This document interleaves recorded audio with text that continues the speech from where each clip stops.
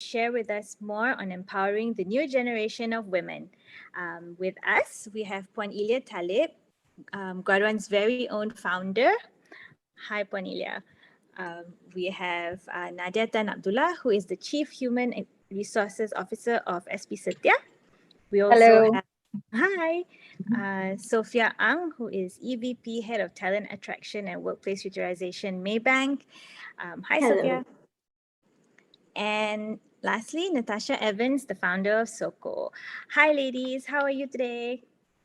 Doing great. Very Thank you so much for good. having us. Looking forward to the session. Very, very exciting session coming up right now. But before that, I would really like for each of you to just say one or two words, about what you do and things like that. So I'll start off with Puan Ilya. Hi, Puan Ilya. Hi, what can I say? You already said I founded GRADUAN, and I founded GRADUAN 27 years ago. And when let's say life begins at 40, I founded GRADUAN at the age of 40, and you can see how old I am now. And I'm very, very happy that we started GRADUAN, and I'm more proud now to see where GRADUAN is at the moment. We've gone digital from a simple publishing firm to now digital, and we're doing so much. Now we're doing our own podcast and so forth. And Thank you. it works. Thank you, Puan Ilya. Nadia. Hi. Good to see and be speaking to all of you. So I always say that I'm an accidental HR person because I had a dream of being an ambassador, did international relations, and 28 years down the road, I'm still doing HR. But no regrets. It's been a very, very colorful ride. And like I said, when I was very much younger, I met Puan Ilya when she first started, when she was 40, and I was probably much younger. And it's been wonderful to see how things have evolved. So I am the CHRO of our Setia, but I always say this: we don't look at City as building houses, but we build homes, and we bring happiness and joy to all our customers. Thank you, Nadia. Sophia. Hi, everyone. Good to be here with everyone whom I've met at a very different setting, and we all got together here on this call. Thank you, GRADUAN, for having me here. I think a one-liner profile would be I'm a biotechnologist by training, a banker by accident, and a HR person by choice. So I started off my life or my career as a scientist with goggles and my ponytail lab coat, covered shoes all the way from my undergraduate to graduate. And then I started practicing as a scientist and then realized that the world is a lot more beyond the laboratory, beyond the petri dishes and all. Then that's how I actually ended up in Maybank. Ever since then, I joined the program, Maybank Apprentice Program, and I've started growing from there. And I am where I am today. It's also because of the opportunities given to me. And yeah, so I think echoing what Nadia mentioned as well is that I think handling people is actually a lot more interesting than handling fruit flies, the one that I was researching on. You practice. Yeah, I did practice for a year. Wow. So I was with General Electric for about a year and then realized that I think life is a lot more interesting, a lot more vibrant out there. And I think in my 12 years with the bank, it is very, very, I've been very blessed as well to be able to meet all the different ladies here on this call actually throughout these 12 years.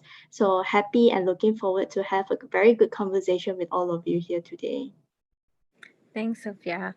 Okay, now let's get Natasha.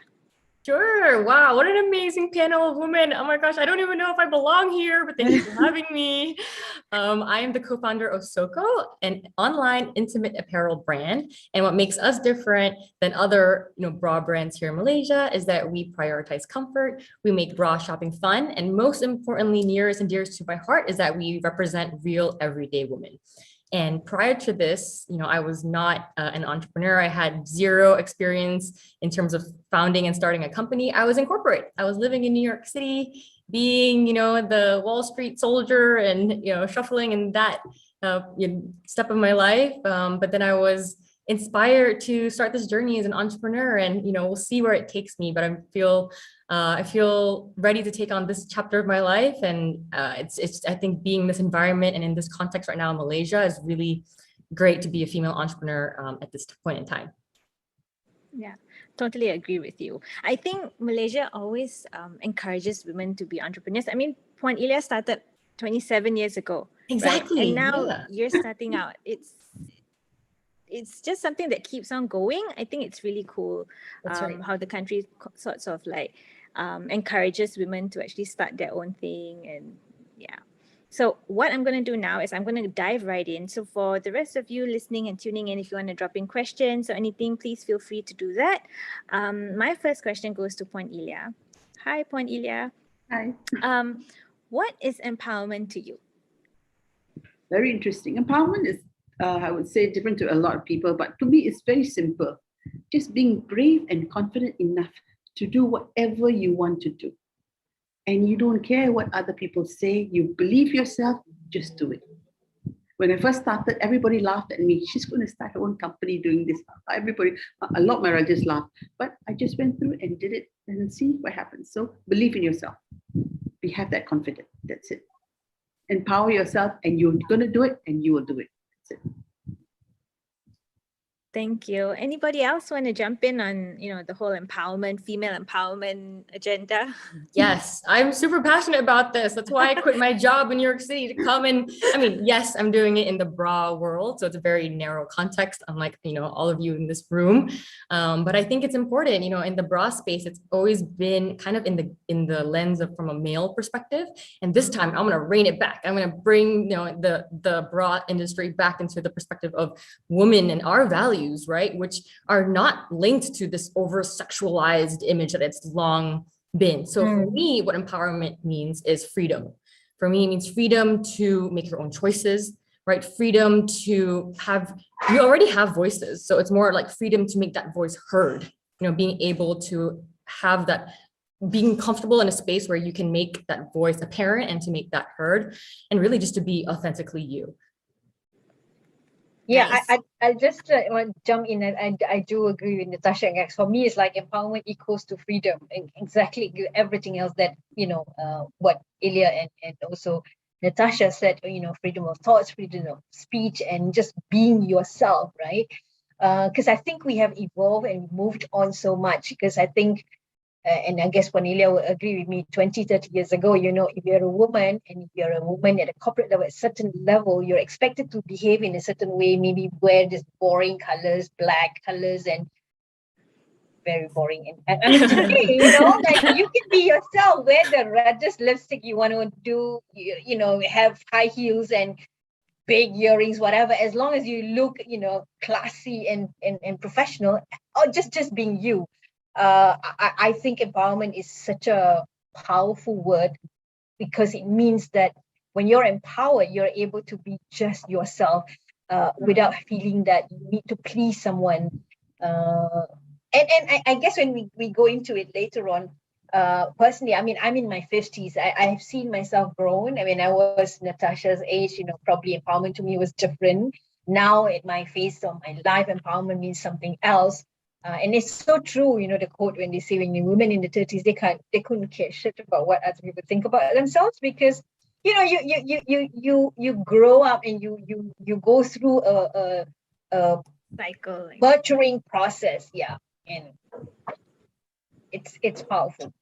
I think just adding to that, right? The good part of being in this world of empowerment right now is that it is very agnostic to whatever condition that you're in whatever setup that you're in whatever background, or even, going beyond just gender per se. I think, empowerment can come in so many different shapes, different forms, different manner. I think it's really onto ourselves to really see how we want to take on that empowerment. Like what just Nadia mentioned is that empowerment can mean very different at different phases of our lives, in different corporate environment, different setting. Be it Natasha as an entrepreneur, to us being in the corporate world, we are all very different, right? We are all empowered very differently as well. So I think the beauty of this is that It is really agnostic to anything, and the fact that all of us can be empowered in our own ways. Yeah, I totally agree. Um, Speaking of that, I think one thing is about women empowerment, and we have to all admit that men and women all have their different styles and different ways. But there's no right or wrong. I firmly believe that, everyone, regardless of their gender, has got their own style. But I just wanted to show of hands, how many of you have worked under a female boss or a male boss, and is there an actual difference? Yeah, maybe Nadia, can you share? Well, I mean, it's a great debate. I don't want to be biased. I've worked with both male bosses and female bosses, and I'm a woman myself, right? And to a certain extent, I feel as women, as bosses, or as a superior, we tend to be harder on ourselves and harder on the team. I guess it's just how we're designed. Whereas men have a very different design in the way they work and so on. So I've had the privilege of working with so many different men and women leaders, and they all have their own unique styles. I just posted a posting last night on LinkedIn, and I think the two women leaders who had a very strong influence in my career would have been my first boss, and Elia, you know her, Zara. She used to be known to be the Puan Zara. When I started in Siam Dhabi, I was a management trainee, right? And she was just an executive, right? Not even a manager, but everyone calls her Puan Zara, because she's quite a strong character. And to me, I've learned so much on how to be strong and resilient, and be firm, even if whatever level you are. And you can see she's gone throughout her career, going up fast.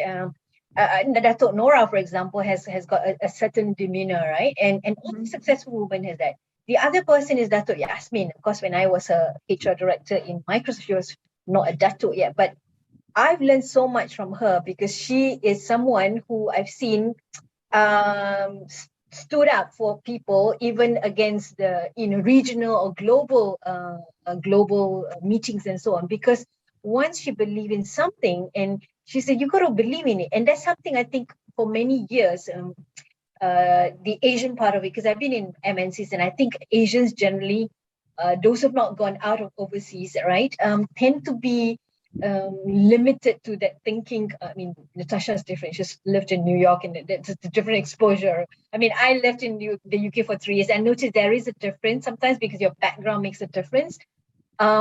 But being firm and being able to stand up for what you believe in is good. But there lies where I think female bosses tend to be a little bit more harder.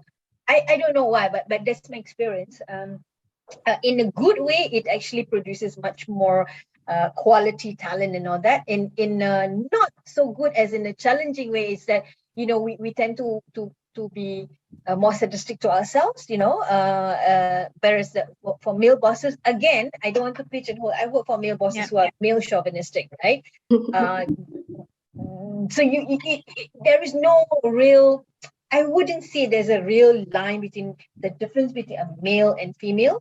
But one thing I have to say, that I think female tend to be much harder on ourselves when we're bosses or when we're talent.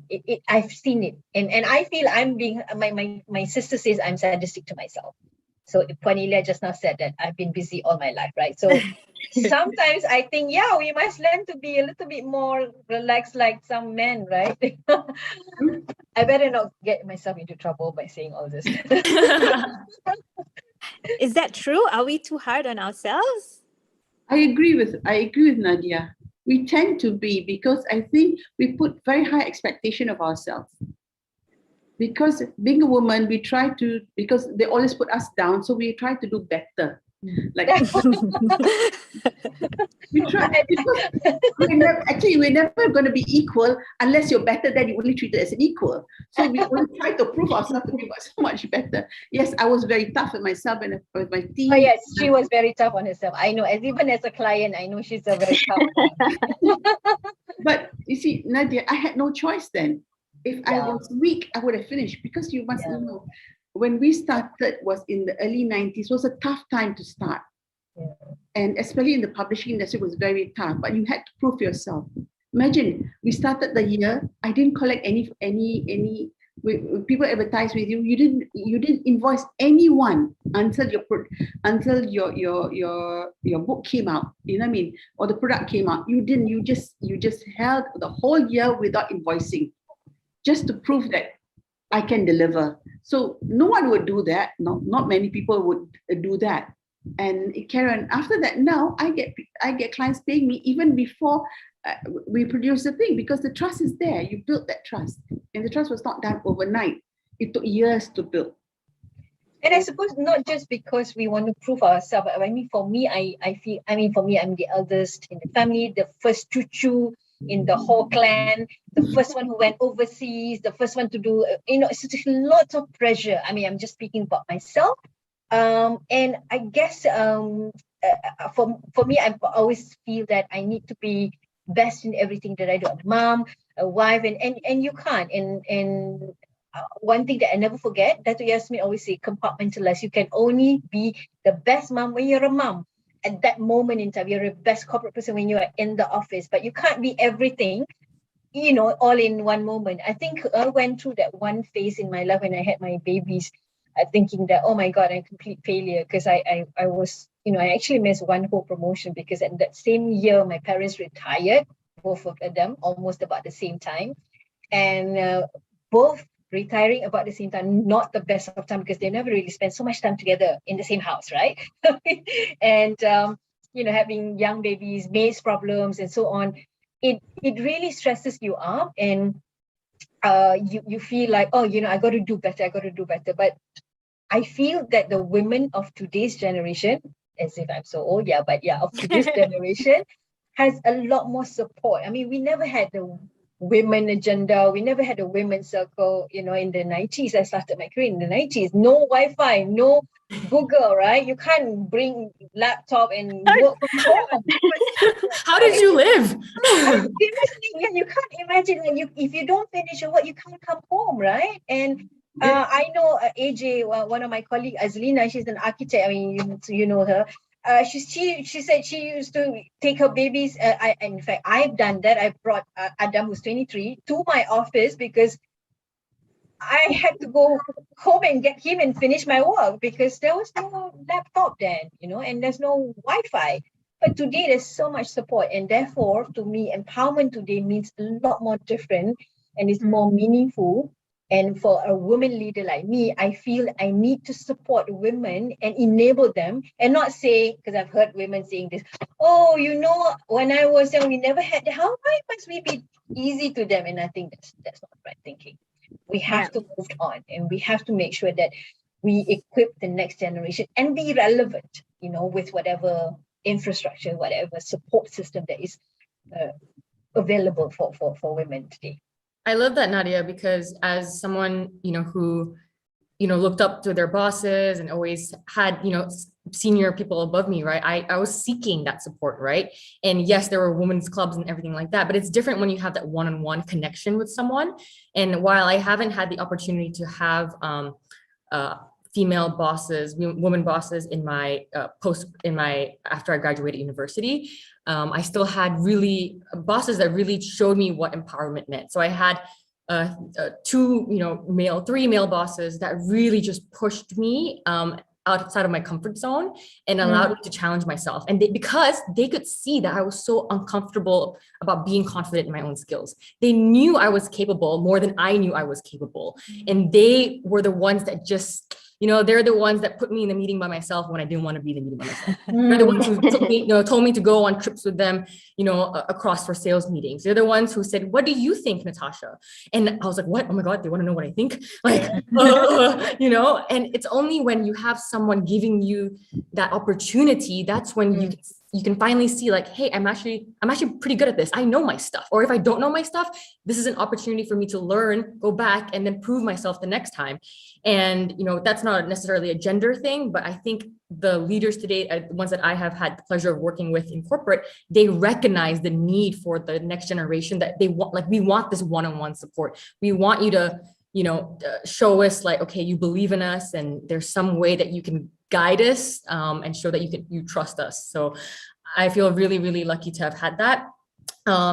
saying that, I worked in asset management where there's like low turnover on purpose, because in asset management you want to show there's the long duration, you know, you want to see investment managers that have stayed there for a long time. So a lot of the same people have worked in this company for, for decades. So you don't see that much turnover, which also means there's not that much new leadership also not necessarily coming in. So there were very few examples, literally I can count them on one hand, of this entire division that I worked in. And the women, I hate to say it, were very intimidating. And, I looked up to them, but they were not approachable. And I just remember whenever I was in the lift with them, I'd be like, good morning, but I respect them, but it was just something about most of them that just felt like I, as an analyst at the time or an associate, did not feel like I could, reach out. But there was one woman in particular who was, the head of this department, and she went around and she invited us to her Christmas party in her home. Like a collection of women, different ranks and everything. So I was like, wow, she's inviting me. Like, why does she want me to invite me to her home? Like, what's happening here? But that's when you finally see that, okay, she's awesome. This lady is not as scary as you think she is. And she's amazing. And you can learn from her. And it's like a different scene. The walls go down when you're in her house and you see this amazing group of women from different ranks. And that was one way she took that stereotype away from her, and she really welcomed us to be in this environment that felt really encouraging for us all to be. Because I know there's this kind of like competition, women, like, not, it's hashtag women supporting women, but are we really supporting each other? So I really felt that when she started to do it. If she didn't do that, I think I would still probably view her in a like fearful, lens. Yeah, I think there's a lot of truth in what you mentioned, Natasha. I think that's why a lot of people have this mindset that if you need to succeed in the corporate world, then you need to be, a certain type. Like you need to have certain characteristics. And a lot of the times they are seen as very hard, very harsh, and very sort of male dominant kind of characteristics. But I feel that there's some women who in their own style and in their own way also are able to achieve success, and they're the most demure or anything, but they're resilient. Maybe Sophia can help me with this one. Do you think one needs sort of like male or very, very strong characteristics in order to succeed, especially in the corporate world? So the typical measurement of success, right, or how people would actually deem someone as successful is always along the lines of, oh, the person has got to be loud, has got to be bold, very out there, the typical alpha type A. And I'm definitely not alpha, and I'm definitely not close to be the loudest in the room or on the call, even along the lines of being an extrovert, right? But I think what I've always been very grateful for is the fact that in every conversation that I get into right now, I think in the last 10 to 12 years, it has always been me being the youngest, and definitely me being one of the very few ladies in those conversations. Yeah, so I think what I've been very blessed with is that the fact that regardless of whether I'm the youngest or I'm the only female in that conversation, I've always been given the opportunity to speak up. I've always been given the opportunity, or at least the avenue or channel, to be able to voice out my ideas or of any sort, right? And then in my 20s, right now I'm in my mid-30s. In my 20s, I've gone into boardrooms. I've actually gone into excos, presenting different types of papers, and of course with the guidance of my bosses at that time. But the fact that one thing for sure, there wasn't a definition of, or at least in the bank, is that there wasn't a definition that you must be of this trait or of this quality to be able to be qualified to go into any conversation, or to be qualified to go into any club or in any conversation of that matter, right? And I think the fact is also that I am also in a project right now. I've got my colleagues with the age range of early 20s right up to early 60s. And it's been amazing. Yeah. It's been amazing to be able to work with them and to really hear their views, their perspectives. And the fact is that each and every one of us, we've got our own voices, we've got our own ideas to share. So at the end of the day, I think not just male characteristics, or there is actually a definition of success. I think we all have our own strengths, and it's just a matter of bringing that strength to the whole equation, because that equation is an equation of many strengths of many people in that value chain, right? So yeah, so I think what both Natasha and Nadia also mentioned, that now we've got so much support coming from so many sources, and this support has always been, I would say, has opened up so many different opportunities, and not just within the organization. Look at where we are today in this conversation, has brought all of us from very different background coming together in this conversation. And I think we should continue that, and to be able to define success differently from the usual way of defining success in the corporate world. Yeah. Yeah. Spot on. So, for me, right, well, my next question is about, what do you guys think is society's expectation of women? What I've realized in my own experiences is that I am the one who sets that expectations for myself. You know what I mean? Like, exactly what Nadia and Puan Ila was mentioning, you expect yourself to achieve certain things, and you need to do it in a certain way, and you need to be the best in everything. But is that what society actually expects of women? You can compare it. Maybe we can have Puan Ila to share a bit about what the expectations were when she was actually working when she founded GRADUAN and things like that, or when she was working under someone else. Like, what were the expectations of women then, and what is the expectations of women now? How has that evolved? Maybe Puan Ila can start off. Okay, see, I was working many years before I started my own company. And I started from simple admin position, went up straight up to be the assistant to the VP of MNC. And it was then later on, it was IMS International. Later on, it was bought over by Dun & Bradstreet. But what I had was the exposure of working with a lot of foreigners, Europeans and Americans, because we were all reporting to them. And when they came to the East, I could see, but to them, most of them were men. Hardly, I'm talking about, this is in the 80s and 90s. Most of them were men, so it was different. And the level of ladies were more or less assistant. And sometimes you see one or two who are managers, who are GMs and everything, but the top positions were always handled by men. And I used to wonder and look, and then and I was an assistant, and I had to do a lot of things, like Nadia said. Even I had to bring I had to bring my son to work sometimes, and like on weekends, we had to go to work on weekends, and and she was with me, so I had to bring a child. And sometimes I'm out shopping, my boss will call me, "Can you come? I need you here." And I said, "I'm shopping." "Come with your son and shopping," and so forth. You did. So the expectation was you had to work hard to deliver. And when I started, we don't even have the like now you want to send anything, email and everything. When I started, was a telex. It was even yes, I lived through telex. even before We don't even know what's telex. Yes, even before what the fax machine came in. Before email. This is before the fax machine? Yes, before fax machine. That's right. And you cannot make a mistake. You're keying in on that, and it's a strip of paper that goes right, and all the dots that mean something. So you put it in, and it goes. So you cannot afford a mistake. You have to redo the whole thing. That was how bad it was. So that's why we're more resilient. And very detail oriented. Perhaps. And then no spell check for you, okay? Nothing. And then when you ask your boss, how do I reply to this? You just tell you one word, just say no. And you can't tell the answer is no. So you have to create something, So you had to deliver, and you had to think of how to do things yourself. So we were taught how to do a lot of things outside, and you had to think. And there was no Google, there was no computer, there's nothing. And we didn't have even the computer that you could key in and print later. It was the electric typewriter at that point of time.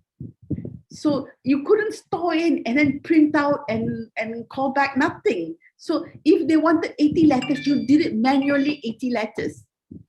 So my first day at work, you wouldn't believe it, as a management trainee in Saim Dabi, Wisma Saim Dabi Jalan Raja Laut, they used to have this small room. It's called the fax machine room. I can never forget this. So I used to be working for Malaysia region that has about 5,000 employees, 30 over subsidiaries. Some of it don't exist anymore, right? And my first day at work was to send, there was a memo. So you in HQ, you send a memo to all your subsidiaries. Remember, no email, yeah? No email, no internet. So I had to do this 30 times. Okay, take one BU. Next, So cannot another send round. to all. So Tak cannot. boleh, cannot. You have to do 30 times. I'm like sitting there in the fax machine room doing it 30 times. Like, oh my God, really? Is this going to be my life, you know? And so I don't know, it depends. I've always said, look, I'm not going to do this for the rest of my life, right? And then when I was sent to a subsidiary called Century Batteries. If any one of you heard of it, it's a battery maker, and PJ, maybe, I don't know, it's like this. So when you're in HQ management training, they send you say, and the regional director say, oh, it's good for you, you know, blah, blah, blah. You're like 23 years old, got con. Actually, no one else wants to go there. They've got the most militant union. But, you know, Zul Zainal, who's the, you know, Zul Zainal, Yes, right? I With know the Saim Dabi, he was IR executive, and I was working with him as a trainee. And he's like, no, you know, Nadia, I was Jenny, by the way, before I became Nadia. I was Jenny Tan. And she's like, Jenny, this is great exposure. Little did I know, nobody wants to go there, right? But Jenny, who's hungry, great exposure. So I went and did 6 months there. And oh my God, you know, I was supposed to learn how to do payroll from this payroll lady, and talking about empowerment. I'm someone who believes freedom of choice and freedom of being able to do what I want is important. So I went, instead of learning from her, well, I did, but I actually taught her some Excel sheets and all that, and some, you know, I went like, seriously, I don't want to do this. I'm always looking at how can I do better. So after 6 months, I left her with a better system for her to do, so that I can then move on and not do that. So for me, empowerment is about empowering yourself to do something else. And so you got to have that courage, like Cornelia was saying, to really test yourself and challenge yourself. And no one's going to empower you if you're not empowering yourself. So that's what I believe. Yeah, that's true. And then things change. You have to rush and you have to learn, and you learn like that. And then I was thrown into another company. I had to do production. How would I know what is production? So, and I didn't want myself to be beaten. So what I did was that one evening I went to the printer's office. I asked the printers to teach me. So at night I come there, my husband will send me about 9 o'clock at night to the printers. They showed me how to do printing, how to test the colors and everything. I learned from them. Then I will go midnight to the color separators office. They taught me. So I learned from the experts from there. When I came back, I was so confident. So no one can tell me anything that I don't know. So they were just trying to test you. I said, yeah, I could answer and everything. And they were just like, how the hell did she find out? But they didn't know. At night, I'll go with a pack of food to give them, to the people there, and for them to teach me. And I used to do that. And I learned from there how to do. And I could do now when I do discuss printing with for my office. The printers knew I know my stuff, so they know they cannot try to put saying. And I know what is paper, how the grammage of paper, what the size, the printing machine, what paper is the most convenient or the most economical to do, and so forth. So she said, "Oh, this girl, she knows her stuff too much." But I learned from the experts, from the source itself. So not from your company. So I didn't want to be beaten. And like you say, Masana said, I came from an environment where I was the only one that's a non-Chinese. So I had to prove myself better than everyone. So I had to learn. And that was good for me. But you asked for it, right, Ilya? And you wanted to learn. So those days there was no such thing as mentoring, coaching. No. But what that process was actually a mentoring and coaching process. Did for myself, yes. Today we have all kinds of platforms. Exactly. Mentoring, blah blah blah blah blah, and all that. Wonderful, isn't it? So last time you had to do it because you wanted to do it. And I had a boss that I worked for. I learned so much from him, but he was the most meticulous guy. He was a perfectionist to the core until you go crazy with him. But I learned so much from him. But the side of character I don't like about him because he uses his temper so much. But what he has taught me how to be meticulous, how to think 10 steps ahead, how to prepare and everything. He always, because he was from RMC, what's your plan A, plan B, plan C? So I had to think like an army officer, also think of all the plans. So I learned all that from him and I never regretted it. And it really taught me a lot, because now when I run, and when I was working with him, he got an accountant to teach me how to do accounts, which I hated. But he told me once, when you start your own company, you'll thank me. And I said, what rubbish he's talking about? But true enough. And I learned like that. So I can read accounts, so at least I could do things. And what we learned, our upbringing, what we learned, my grandmother always say, you have to learn it. Imagine it at home. It's the same context as in the office. You have to learn everything in the house. You have to learn how to clean the house, how to cook your meals and everything. Since we had maids, we didn't need to do it. But he says, okay, she gave us a scenario. Supposing you marry someone who didn't have the money, who's going to feed your children? So if you don't know how to cook. So, and if you don't know, or if you know how to cook, if you don't know how to cook, you might have the money for the maids might make a fool of you. So basically, the same concept is what you do in the office. So you had to know from A to Z of the office so that no one can tell you otherwise. So I that's think what. principally here, right, is that I mean, me also listening to all the wisdom here being shared on this call is that I think fundamentally we need to know our stuff. I think fundamentally we ought to be very sure of what we do, and we need to have the right content, and then to be able to also see how we can empower others with the knowledge, the wisdom that we have, right? We can't just be empowering people with blind knowledge or with no content. So, and I think it has been proven from the stories that we that both Puan Ilya and Nadia have shared, is that I think ultimately you need to know your stuff to be able to Educate get yourself. things done. Yeah. And You empowerment educate comes with credibility, because you can't be talking about empowering you. I need to be empowered, but you don't produce results, and there's no credibility, and that's what happens sometimes at the workplace. And people say, oh yeah, but sometimes I hear people saying that I don't feel empowered. But then I said, then the question is, then you have to earn it as well sometimes, unfortunately, because like what Puan Ilya was saying, not invoicing for 1 year. I mean, of course, nowadays you don't have to do it as such, but she's just being hard on herself. But it's true. Empowerment it's not given to you, but you have to also demonstrate that you earn that freedom. And I always say this.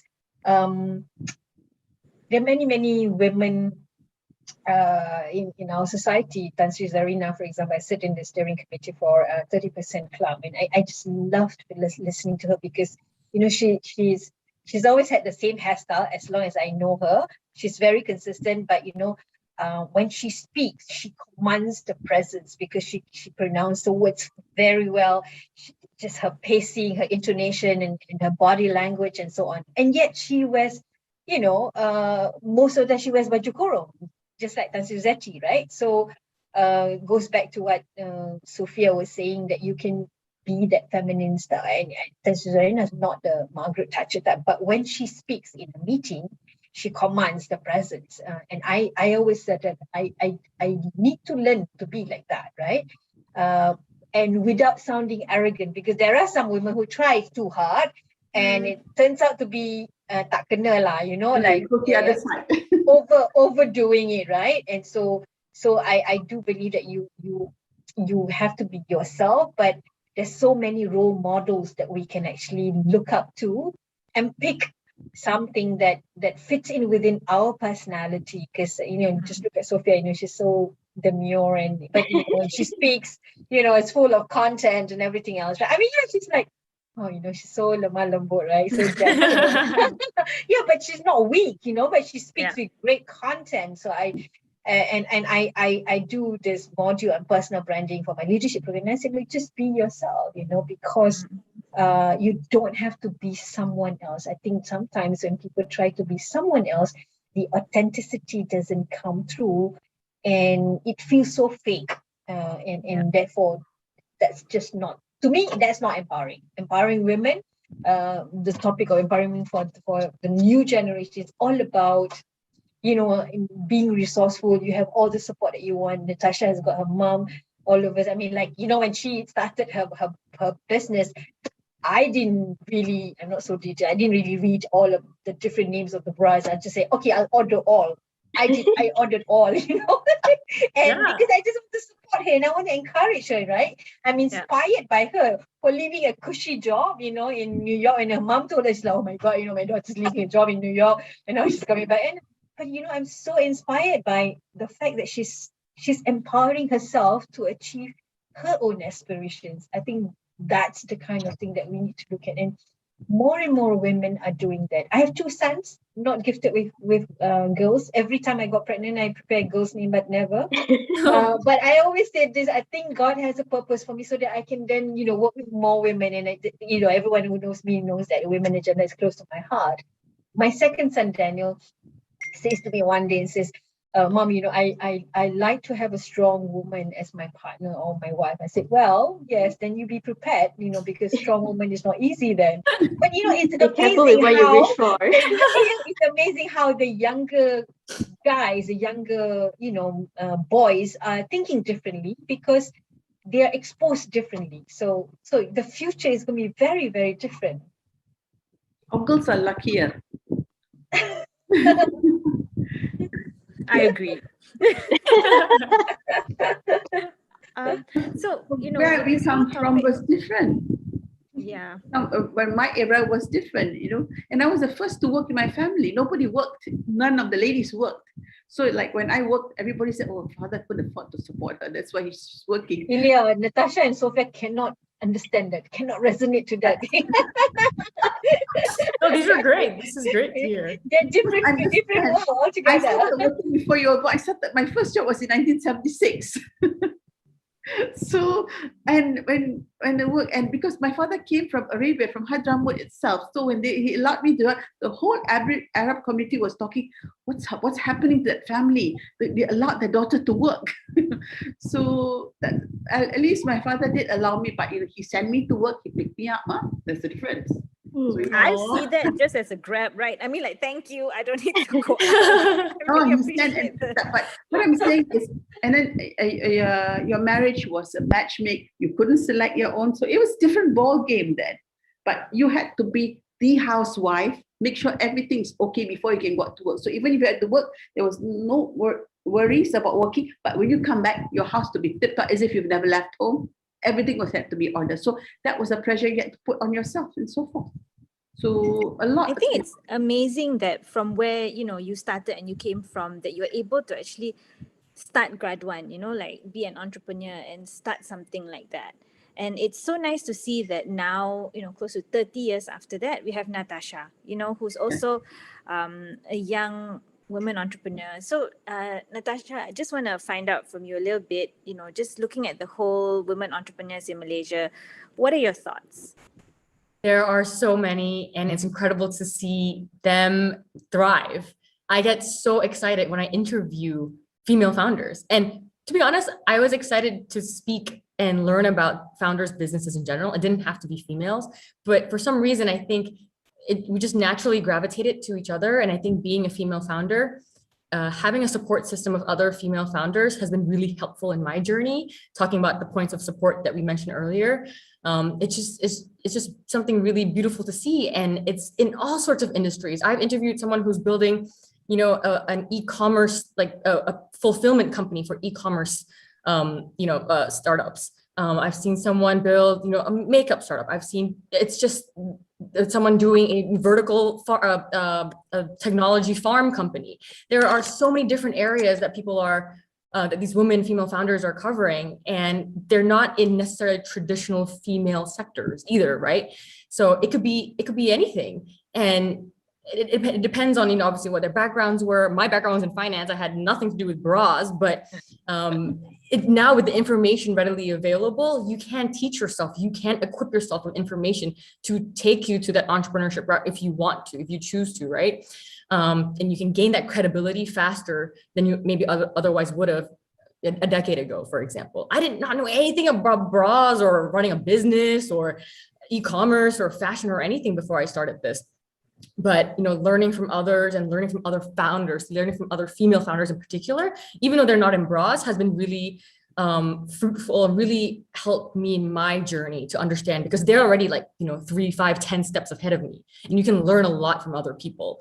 And for example, I went to Northeastern University, where it's a 5-year degree program. Of that 5 years, you do 1.5 years working. So that's where I learned. I feel like I learned the best from working, really understanding how people are doing real projects, real things. And nothing in university taught me about running a business. I think, right? I learned a lot from the job, being on the job, and especially those first few jobs where, you get treated like poop, and you learn, right? And that's the only way to learn. You don't have to do facts, you don't have to stand it. That's an interesting topic, because for example, right, Nadia, you brought up the fax room. If you had another trainee that was a male, do you think you would have raised your hand to go to the fax room? Because I would have. And I feel like I did that a lot at my old job in Morgan Stanley, where I would volunteer myself to do the things that my male counterparts wouldn't even think to do. If we had a meeting and there were guests coming from a sovereign wealth fund or something, I would prepare the water. I would make sure the books are spread out. I would make sure the seats are okay. But my male counterpart is not going to be thinking about these things. The thought wouldn't even cross their mind about water for the people, right? But it's innate in ourselves to do that, to make sure that the outcome is the best for our team, organization. But it's just, in a way, it's unfair. And I was like, I'm gonna be like, well, I'm not gonna do it. I'm not gonna pour the water. You do it. But I couldn't. I had to do it. The instinct, because it's designed, and I honestly think there's nothing wrong with that, because I know some in women in conversations, some women say, oh, I'm not going to do that. And just because I'm the woman, you're going to do it yourself. To me, I don't think we should get even into that kind of conversation, because I think, there's no such thing as being biased. It's just very natural. We have the motherly instinct. We're a woman, but it doesn't mean that we're putting ourselves down, right? That's right. But the fax machine, I didn't have a choice. There's no other choice. Given a choice, no, I'm not going to volunteer myself to do that. Yeah, and now as an entrepreneur, you have to wear all the hats, right? The equivalent of fax machine now is me sending 5 million emails or whatever, but it's, you have to wear all not the same, Natasha. It's not it's not the same. Sending 30 emails is really easy. Press one button and out it goes, right? How the telex thing there 30 times, okay? No, it's not the same. But it's really Natasha should try a lesson of sitting and sending that. We don't need, I don't think we need to anymore. Let's burn all of them.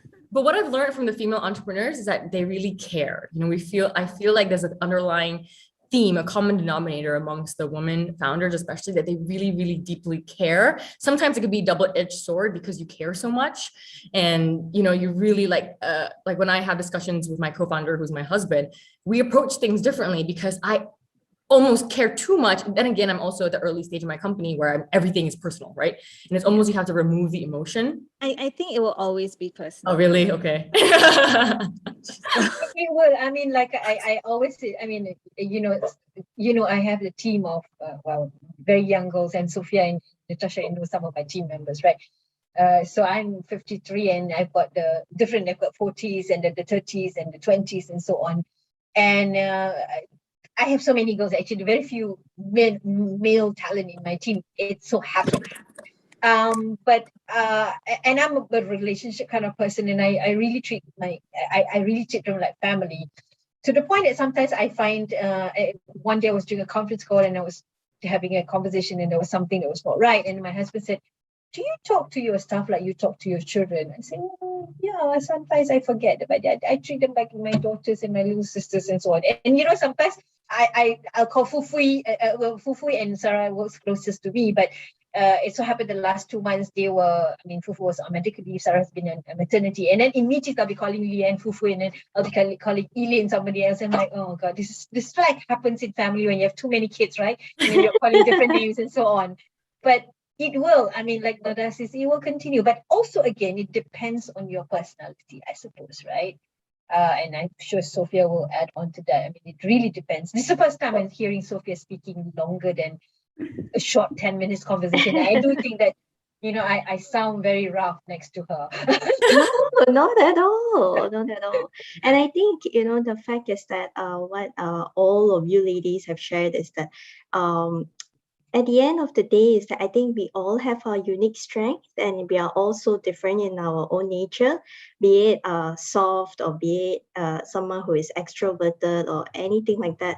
I think anything in between, that is where we should all embrace, we should all encourage. There isn't like a fixed profile that you have to be this in this setting or you have to be that in that setting. We all wear very different hats in very different scenarios. We have to learn how to also flex our styles, flex our the way we manage our teams in different settings. For example, in a COVID crisis, before COVID crisis, I'm sure all our management styles have also changed, have also evolved in the last 1 year plus. Likewise, as we recover from this pandemic, how would the management style be like? All of this also would change. And I think it is actually something that we all should look forward to. And the fact that all female leaders on this call, we all have something to say and something to do. And it's going to be quite interesting in the future to be able to see all of us, how Natasha is going to level up her entrepreneur game, right? And then I think Nadia also will have a lot more podcasts. I don't know. I was just telling her when she approached me for this session, and I told her that you're putting me to the life of a dream of an influencer, because last year she brought me to Instagram Live, and today she's bringing me to Spotify. So I don't know, next year she will bring me to somewhere else. Wait, confirm. It'll be something even more. I don't think it's invented yet. TikTok. Next year we'll do that. Okay? I think we need to prep ourselves a little bit before we do that. So practice first. It needs some practice. Yeah. But Nadia, I was thinking, while we all speak, and I mean, of course, it so happened that I know Sophia's worked very long in Maybank, and Dr. Nora is of course a great role model, and Natasha has her mom as a great role model. I find personally, we don't realize it sometimes. Like for me, not many people know this, that my dad was in the police force, and we don't see him when he was working like for 6 months or 3 months. So my mom was like my mom and dad sometimes, and she was a teacher, right? Although I have very different views on parenting and many things, but I realized after years and all that I have become who I am and have certain strong views of certain things. I think, the ability to be strong sometimes as a woman, because I've grown up without realizing I've grown up among strong women. My mom, she was basically doing everything else. And to think about all the wives of the policemen, they were all very empowered, because when the man goes out, they have to run the family, be whatever, they have to run the family, right? And then my aunties, I mean, I come from a Peranakan society, Peranakan heritage. I mean, and for those who knows, it's a Peranakan heritage has got very strong women element in there. So my aunties had very strong influence on me. I mean, one of my youngest auntie we call Chi. I mean, she's still working. She was a retired matron. She's still working. She works 7 days. She's so passionate about, she's working. She's heading the place for what do you got oh my god, it's not old folks, but the modern old folks home, where you pay so much, Yes. But you know what I mean. And she works all the time, and I remember when I was growing up, she was like my role model, right? And her husband passed on, and she has been, taking care of the family, and the other auntie has been like, the only 3 of them ladies among like 9. My dad was the eldest, and all men, and they always took charge. So I realized that sometimes we don't realize what we do as a woman, whether you're a entrepreneur or a mom. I mean, Nadia, now that you're a mom, your kids are watching you, and you don't realize they look up to you. So one day, Daniel, again, my second one, is quite colorful compared to the brother, but it's quite serious. And I remember he said to me, also, I have to write something, someone who I want to write that I'm proud of. And I said, so who did you write? And he's like, oh, I wrote about you, mommy. And I'm like, oh, really? And they're like, oh, so good, And I'm like, so what did you write? He said, and he was like probably 7 years old. And he's like, oh, I wrote, I'm proud of my mommy, because my mommy knows all the answers. She solved all my problems. And then he looked at my dad, and I'm like, I hope you really mean that and not bodate me, right? And then my husband's like, I think this boy is going to go out having really good PR, you know? I'm like, okay, whatever it is. But I mean, jokes aside, we don't realize the impact we have. I mean, like Ilya, I'm sure, you know, the people around her have seen how she reinvented herself over 3 decades. And I myself have seen that. You know, when I knew her, I was just a very young manager. I was probably 26, 27 years old, and I know what Ilya, right? I'm 53. Oh my God, you know. So, but You don't look it, so it's okay. thank you. And so I am always mindful of what we do and what we say, because I think we have a very significant role to play to people around us. So that's just something that I feel all of us have, and it doesn't matter. Just one more short story. Shanti, we call her Shanti Hadija, is my tea lady. I actually posted a LinkedIn posting about her long time ago, 3 years ago. She is our tea lady, and she's been working in City for the last 26 years or so.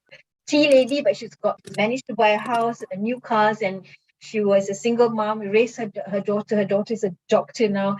I mean, how empowering is that, right?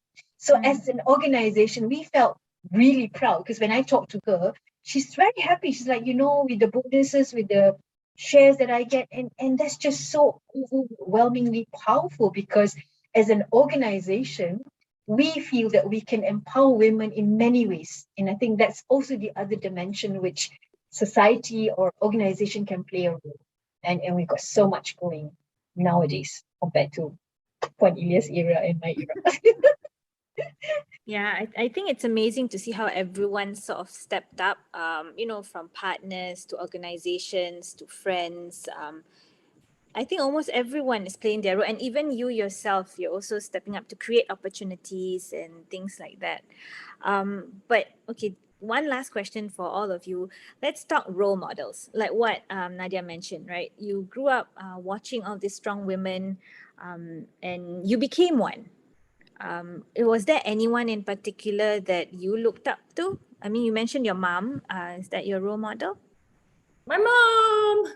For sure. Yes, Nadia already answered for me. So for me, it's really my auntie. I really do think, and she's my go-to person. Like whenever I need to ask her, and I'm 53. She's 60 something. I still talk to her like as if I'm 17 or 20 years old, because she was a sport woman, and I remember when I used to follow her to the stadium, and I was a sports person. I used to run for Johor in school. I mean, I don't look it now, but yeah. And so I remember when I was thinking about it whilst you were asking that question. I mean, a few names came in, but yeah, my auntie Dato Yasmin, you know, because she's you know, able to be firm yet, you know, be feminine in her own way. Very confident person. So many Dato Thank Nora, you know. Yeah, so many of these strong women around us. Natasha, you mentioned your mom. Yes, I'm a big fan as well. Yeah, you know, we weren't as close when I was younger. I was really close to my grandpa, and I'm also like a daddy's girl. And you know, when I was younger, I was a little bit jealous of other people's moms who like they came and, you know, bought brownies at the bake sale. Or I was like, Mama, why don't you come and like, you know, why don't you come to school and bake brownies? Like what I hear from my kids. Exactly. I was like, why don't you like come and be the mom that takes me, you know, me and my friends to like this, you know, it's just like extended 4, right? I was like, or grade 4, like why don't you take us? So I remember my mom took us to the butterfly farm, and then it was like a nightmare. I was like, oh, can you go back to work now? I don't need you to come anymore. Like, it's fine. But you know, it was funny because I knew she was working so hard, but I think when I was younger, I missed her in that parts of my life in school. But then now as I get older, it's like, wow, I've become more like her, right? So you appreciate it, you understand. I'm like walking in her footsteps in that way, and I get it now. And hopefully the day that I become a mom, like I want to be that working mom that can be, you know, the super mom and the super boss or whatever at the same time. And she's shown that to me, right? And yeah, there is some sacrifice involved, but there's a balance I think that you can have over time. And yeah, maybe in that time in standard 4, I really wanted her to take us somewhere, but honestly, she's given so much of her life and taking care of her kids, that so many sacrifices on her end, that is why she's a role model to us, because she just shows so much strength, so much resilience, so much courage. And yeah, she just, she fights the good fight. And I hope to be half of the person that she is. Smiling away, Natasha now. Sophia, who's your role model?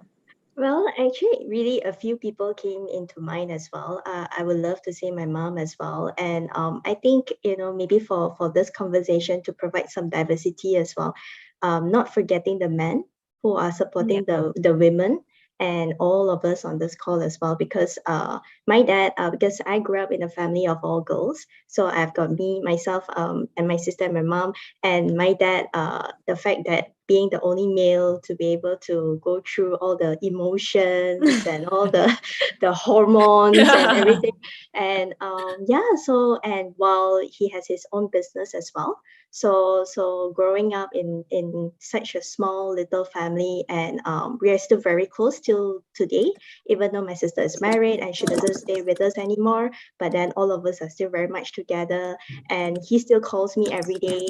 Have I taken my lunch, my dinner, whether or not, is there anyone picking you up from work, and all of that. So in that sense, as in a live role model, I think I value my dad a lot, and of course my family. And then in the career-wise, probably I think I've got a few, Dato' Nora herself, and then maybe someone that I think all of you are also very familiar with is Tan Sri Wahid. And I think my personal experience with him is that I think something that is very meaningful and is still something that I recall till this very day is when I was in my early 20s. I still recall it was actually in the boardroom. At that time, Maybank was actually at the start of our transformation, and there was a paper scheduled at 11 o'clock. So there was this saying, is it AM or PM? So yeah, my paper was PM, 11 PM. So it was the last paper for the day, and the full exco was there. And then I walked in fresh from university, just my first few months into the bank. And then I was in there to present about Maybank Go Ahead Challenge. I think some of you would have also been in that challenge as well. Natasha was one of the mentors in 2019. So yeah, so we went in and we presented, and it was the last paper. And the fact is that each and every of the exco together with the PCO, then they paid attention and they spent time with us discussing every aspect of MGAC. And we spent about a good 1 hour just talking about Maybank Go Ahead Challenge, just a student competition for young graduates out there, right? At the end of the session, then he said, okay, let's do it. And then as I was walking out, he stood up. Tan Sri Wahid stood up and he took his hand out and shook my hand. And he said at 12 a.m. in the boardroom, he said, thank you for doing this for us. And I think at that very moment, that's when I realized is that being a leader, sometimes it is not just the power, the presence, or anything like that. It's that very moment, that defining moment that me as a young executive at that time, I could really feel the authenticity coming from him. And the fact is that how he has touched so many lives in his tenure with the bank. So yeah, so that was actually that very defining moment that I realized that I know I'm in the right place. Yeah, so that is the career role model. And I think I hope and I strive to be somewhere close to be who he is today, but I think there's still a lot of work that needs to be done. But I think one thing I recognize that I'm still a work in progress. Hopefully one day I'll be like him. Yeah. Everyone speaks so highly about him. We have to get him on the No, podcast. yeah. I think last week, You have to. FT also mentioned about Yeah. how he's so inspiring and everything. So I will definitely hunt him down. You have to. You have to. I had that I'm same quite good at experience. stalking. This is how you Anyway. find him. So just before we ask point, so my role model has definitely have to be my mom, obviously.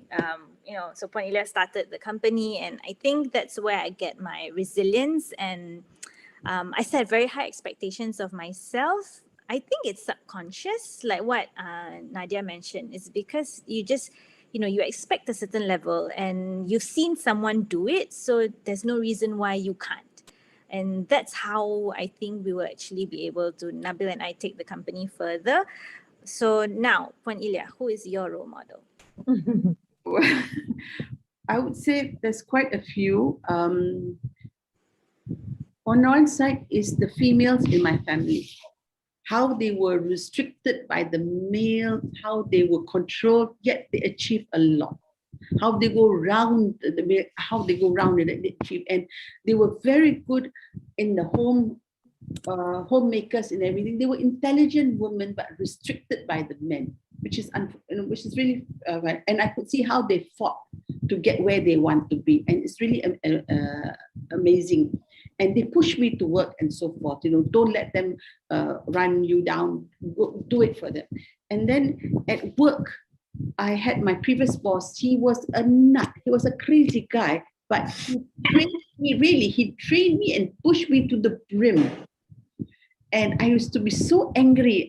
Until sometimes I remember saying this once to him: "You put all your stuff together, all of them together. I am better than all of them put together." I snapped when I said that. And he went out of his room. He came back, knocked my room, opened the door. "You are right." He walked out. Because he just pushed me and pushed me. Every year, he expected me to do more sales. Like this year, he says, "Okay, 50,000. Next year, it's not going to be 60, it's 100." And and there was no stopping. And I said, "Hey, enough, how do you expect me to do?" He says, "Yeah, because I work with good people. I know they can deliver." So I realized if he could push me like that, I could do it. And because of him, I'm always, the sky's the limit for me. It has to be better and better and better. It's not just doing it, but it has to be with quality and making sure it delivers. And I owe it to all the people I've met. And I'm so blessed with all the clients I've met. They become my friends, and who I see along the way. We interview, we meet them for sales and everything. I see how they have grown. I seen Datuk Nora when she was still I met her when she was in Binariang, that is when. And I see how she's, and I've seen Nadia since MTC days. I've seen everyone, and I see how you have grown and how special everyone is. And I learn from all of you. Everyone has taught me bit by bit, and everyone I've learned a lot. Even I see people like that, Tan Sri Wahid. I see a lot of the CEOs when I meet for interviews, or when we do our career fest in London. All of them come. You see how amazing they are, and I've learned from all of them. Everyone has taught me a little bit, and I am good listener, so I learn. I pick up from them, and it's amazing. The work we have done and the people we have met is really amazing, and I salute all the HR people. You're really amazing. I have to agree with that. But thank you so much. I think each one of you today has shared so much insight and so much honesty about the topic. And it's really inspiring to know how, currently Malaysia is, moving in that direction. We're empowering women. So much changes has happened, from the whole telex generation. And I'm so glad we never have to go there again. And Today you learn a new word, telex. Yeah. That, and now, how we are able to do so much more. And because we can do so much more, I think that's where we owe it to ourselves to achieve more as well. But of course, how we value and recognize success is also debatable. It's to each his own, right? For some people, coming home and spending time with the family, that may be success at the end of the day. For others, it might be leading such a very good career, high profile position. I think it doesn't matter as long as you're happy. And that's what empowerment means. It doesn't mean that if you succeed in your career, or that's an empowered lady. No, the stay-at-home mom with her family could be just as empowered and just as happy, or even more. I think it's time that all of us think about what's important for us, and we achieve it, and we create the environment for fellow women to also achieve the same, right? So thank you everyone for listening, and ladies, once again, thank you for being part of the podcast. We look forward to building this further.